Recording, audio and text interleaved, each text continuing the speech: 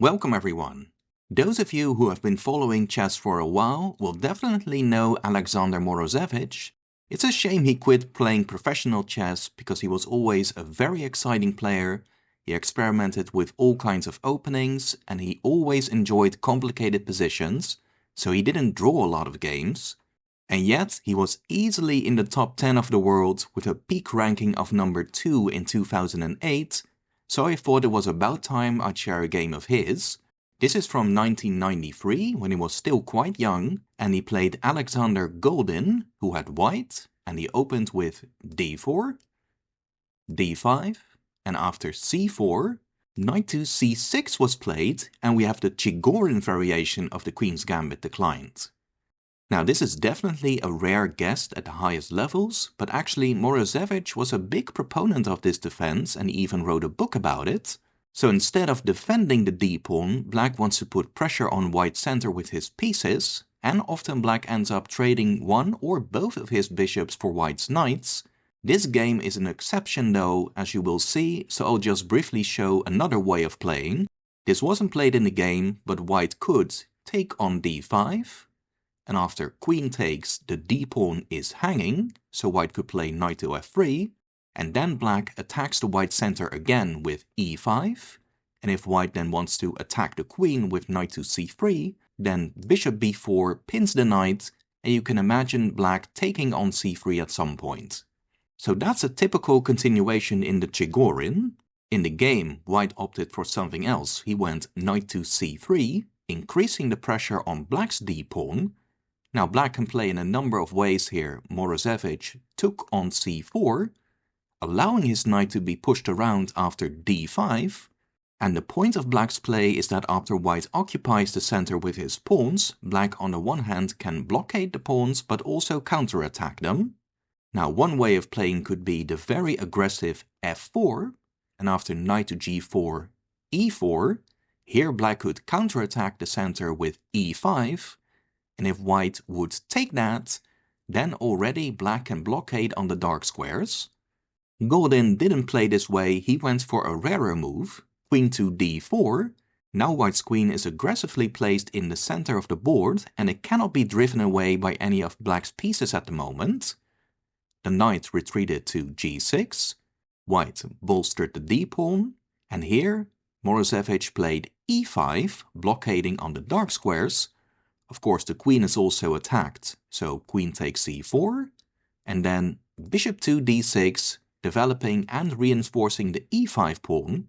And as you can see, even though white has an impressive center, at the moment the pawns are not mobile and black can aim to undermine the pawns with c6. Here white just developed with knight to f3.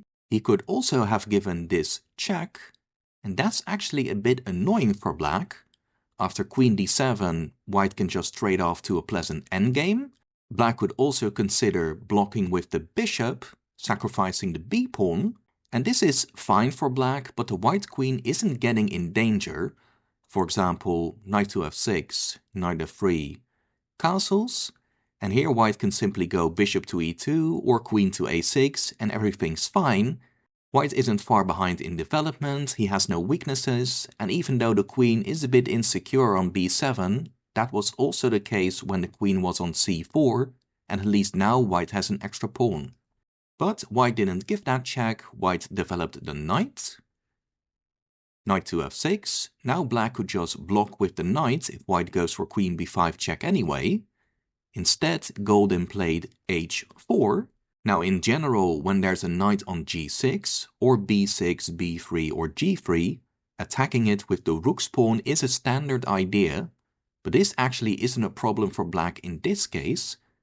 h6 was played, white advanced the pawn even further, and the knight simply retreated to e7. The knight can actually do something useful on e7, here it can support c7, c6, and the pawn on h5 may only turn out to be a target. It continued bishop to e3, castles, bishop e2, now a6, preventing a possible knight to b5 and also a possible b5, b4, which would undefend the e-pawn.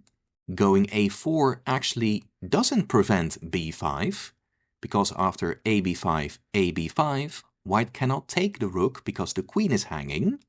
So knight to d2 instead, but now black had the opportunity to play c6. White takes that, otherwise black takes and white just has an obvious weakness on d5. However, the black knight now gets a good square again. If the knight would have been stuck on e7, then white would be better because he'd have more active pieces. Now though, black is doing quite well. Rook to d1, with maybe some latent threats to the queen on d8, but simply castling was probably better. Here Morozevich had this strong move, knight to b4, threatening with knight c2 check, and the white pieces aren't set up well to defend against that. White went queen to b3, but again the queen is also vulnerable. After b5, black takes away the c4 square and threatens with bishop to e6. Rook a1 makes room for the queen to escape and also guards a2, but here the other knights joined the fight. Knight to g4, white's dark squared bishop is a very important defensive piece, and probably white has nothing better than trading it off. If bishop takes knight, then there's knight d3 check. If king to e2, knight f4 check. And after king f1, black recaptures on g4 and still has great attacking chances. Therefore white guarded the bishop with the knight. Takes, takes. But by now black's initiative is already practically winning. After bishop c5 and castles, bishop to e6 with a tempo on the queen. Now white blocked that with knight from e to d5. Retreating the queen would be very risky. Black could trade on e3 and go queen to g5, which looks quite dangerous.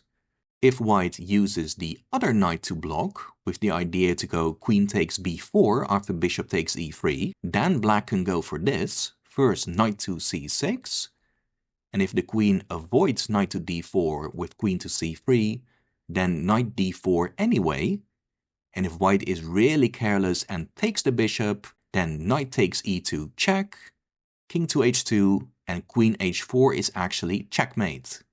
Anyway, going back, white played knight from e to d5, knight to c6. Black is very much in the driver's seat. He's planning knight to d4, queen to g5, and bringing his rooks to c8 and d8.